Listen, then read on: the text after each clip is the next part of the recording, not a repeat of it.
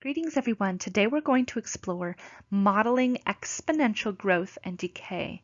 So we're going to see really how this ties into the real world. We do have a notes sheet for this. You'll want to make sure to have that or it's a lot to write down. And very specifically, you definitely want your calculator. Because it's the real world, we're going to have some decimal values. Quick refresher, all right? Let's go back to elementary school for a moment and remember how we convert a percentage to a decimal. Remember that to do that, we move the decimal to the left twice. So 2.25 would be the decimal of 0.0225. If I have 13.5, if I move left twice, I would have 0.135. If I'm at 5%, my decimal is technically here to the right of 5. We would go left 2, so 0.05. And if I have 0.02%, that's tiny. If I move to the left 2, I'm going to have 0.0002. So again, you want to move the decimal to the left twice. First, let's talk about the exponential model we're familiar with already. Again, don't need to jot this down. This is from our previous lesson. We talked about how b is the factor, right? How much are we changing? Are we doubling, cutting in half? A was our initial value. What are we starting with in this scenario? And then x was the time. Are we talking years, days, seconds, minutes? How many times are we changing? Now let's take a look at example 1 and don't write anything down yet. Let's just talk about this for a moment. Let's say we're starting at a job at $7.25 an hour, minimum wage. The boss tells me that generally we get a 3% raise each year. It's not too bad. We want to know how much we're going to make per hour after 5 years and after 10 years. Now again, don't jot this down. Let's talk about what we know. My initial value, where am I starting, is 7.25. How much I'm growing each year, my rate, my change, my base is 3%. Now, we don't use 3%, we move the decimal twice and use 0.03. And then each year, so 5 years would be my time, so I would plug in 5. Now, again, don't jot this down, but do try this in your calculator. If I take 0.03 to the 5th power and I times it by 7.25, right? We do exponents before multiplying. I get a ridiculous value. It's approximately 0, 0, 0. It's like a whole bunch of zeros and numbers. Does that make sense? That doesn't, because we're saying right here that I'm only making 3 cents an hour? That doesn't make sense. Okay, so here's what we need to do. We need to include 100% of our original value, right? We want 100% of this money, and we're going to add on 3 more percent. So I'm going to have that 0.03, but I'm also going to have a 1. Right? I need to keep 100% and then add on 3%. So that's how this becomes real world. So before we do that example, let's write that out in an exponential growth model. So we want to start off with still our initial amount. We're still going to have our initial amount. What are we beginning with? All right. Our factor is still our percent. How much are we growing? How much are we declining? Specifically, though, we're talking growth, so how much are we growing? And that one represents the 100% that we're keeping and then growing from there, right? So instead of 100%, we move the decimal and use 1. X is still the time, and Y is still our answer. So this is what's new today. What's new today is that 1 plus being included as our base. So let's apply that now to this scenario. Now we want to write this down. We're trying to find out how much I'm going to make. If my initial value is 7.25, I keep 100% and I add on 3%. See how I did that? I wrote it as a decimal. After 5 years. So let's try our calculator. Now 1 plus 0.03 is 1.03. So we want to take 1.03 to the 5th power equals times 7.25. And I'm doing this live with you in the moment myself, so if I have any errors in this video, keep me on track.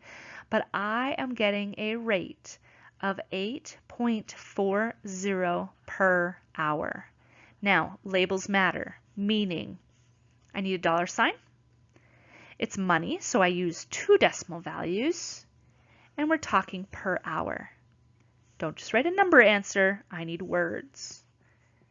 Let's try this process again, but this time let's find out the same scenario.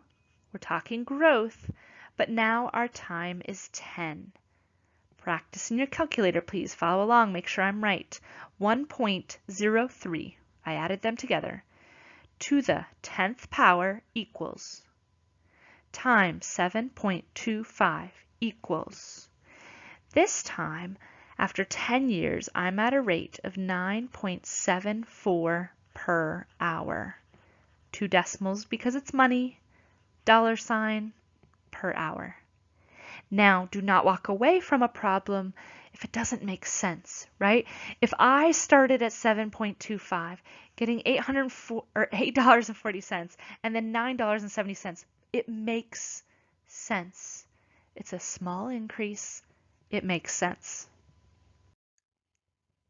Let's talk about population growth. Same formula. 760,000 people currently live in North Dakota.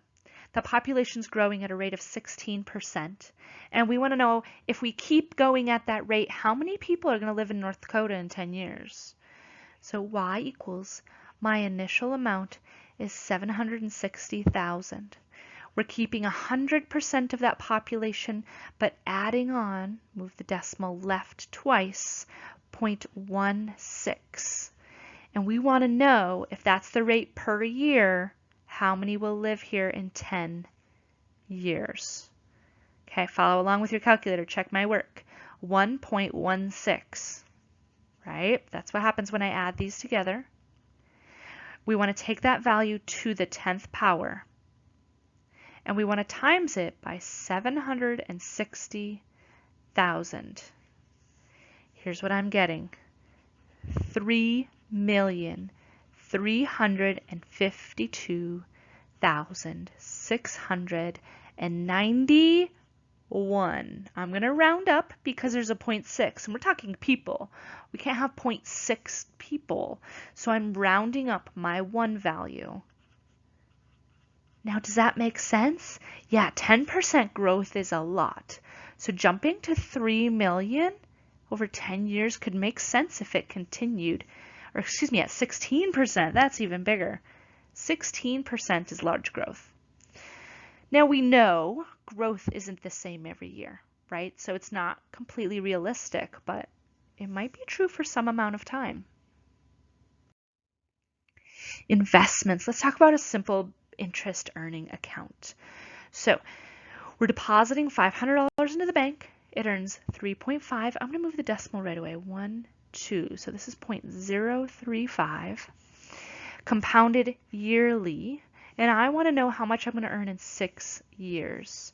So I'm going to identify 500 is my initial. My B value, my percent, is 0.035. And my X is 6. Let's fill in our values. Y equals an initial amount of 500. I'm going to keep 100% of that, but add on 0.035. And I want to know how much I'll have in 6 years. Now that's a tiny percent, right? I don't expect a lot of growth to happen here. Type it in with me. 1.035 to the 6th exponent equals times 500. We're dealing with money. So I have $614.63 because I'm going to round up since the third decimal is 7. Now, that makes sense, right? 3.5% is tiny. I'm not going to make a lot off of a small amount of money. So it makes cents. Advertising and businesses. All right, so the median home value, believe it or not, in North Dakota is $240,000. Yep, that's the median. Prices are increasing at a rate of 1.4% yearly. I should have had the word yearly in there. We want to know what the median home value would be in 4 years. Now, believe it or not, this scenario is actually pretty close to real life. Home values have increased drastically over the last decade. So this is for real. You can talk to your parents about this and the worth of your home. So our initial value is $240,000. That's current average. If we keep 100% of that and we add on, move the decimal twice, 0.014, and we want to know what the value will be in 4 years. 1.014. That's what happens when I add those together. To the 4th power equals times 240,000. All right, what that gets me to is 253,724, and let's do cents, 88 cents. If it's money, we could do cents, but you could round to the dollar amount as well. So that makes sense, 240,000 to 253,000. It makes sense. Now let's talk about decay. Decay has one slight difference. If I want to start with 100% of that value, but decrease, what do you think is going to change? That's right. If we're decreasing, we want a subtraction sign instead of an addition sign.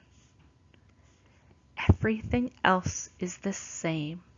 We're still talking about an initial amount. We're still talking about our factor, our percentage that it's changing. We still have a time element. It's just we're declining, so we need a subtraction sign. Let's talk about vehicles, because this is a very humbling model, all right? And often very true. So we have a new car, $30,000. So that's my initial amount. On average, this type of car is going to depreciate 12% per year. Move the decimal, that's 0.12. We want to know how much our car is worth after 2 years, 5 years, 10 years. So let's set this up. Y equals the initial amount of 30,000. We start with 100% and we subtract 12%. And we're going to 2 years. So here's where you might want to calculate the parentheses first. 1 minus 0.12, right? Sometimes it's mental math. Sometimes you might want to calculate it. 0.88 to the 2nd power equals times 30,000. We're talking depreciation, which means the value of my car should decrease. And it's decreased quite a bit. Almost $7,000. Sorry, that's a comma, not a period. Almost $7,000. Oh, let's try it again, but this time let's talk about 5 years. 1 minus 0.12, but to the 5th. So 0.88 to the 5th power equals times, sorry, I'm missing a 0 in there, 30,000. After 5 years, the car value's cut in half. Now, to be honest, I actually think it's less than, or I think in real life, to be honest, I think the value decreases more than that. We're dealing with money, so I am going to include some cents. If you're told to round to the nearest dollar, make sure you do that as well. Let's try again after 10 years. 30,000. 100% subtract the 12% to the 10th year.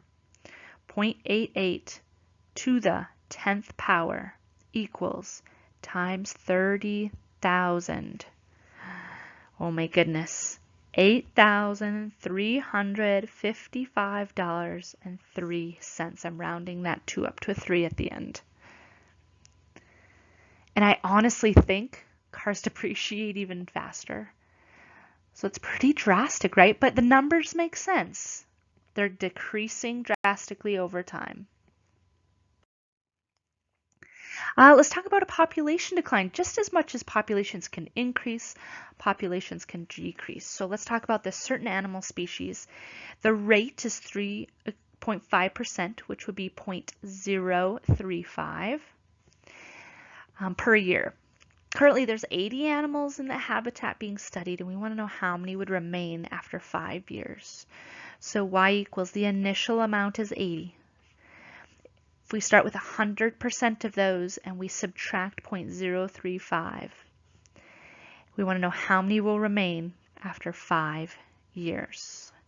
Let's take care of the parentheses first. 1 minus 0.035. That's 0.965. Let's take that value to the 5th power equals times 80 equals. I have a population, and I'm going to round because we can't have part of an animal. It would be 67 animals. It makes sense. It decreased, right, by 3.5%. Make sure your answer makes sense and label. Medicine, oh my goodness, as a parent, when you have littles, this is very real world. The amount of medicine that your body absorbs depends on a lot of different factors, depends on your size. Therefore, it affects little children versus you guys differently. But in this scenario, let's keep it basic. Let's say you take a Tylenol at 5 p.m. You're trying to get rid of a headache. It's 500 milligrams. Your body can absorb the medication at 20% per hour, and we want to know how much is left after 1 hour. So y equals my initial amount of medicine in my body is 500 milligrams. We're starting with 100%, and we're going to subtract, move your decimal, 0.2.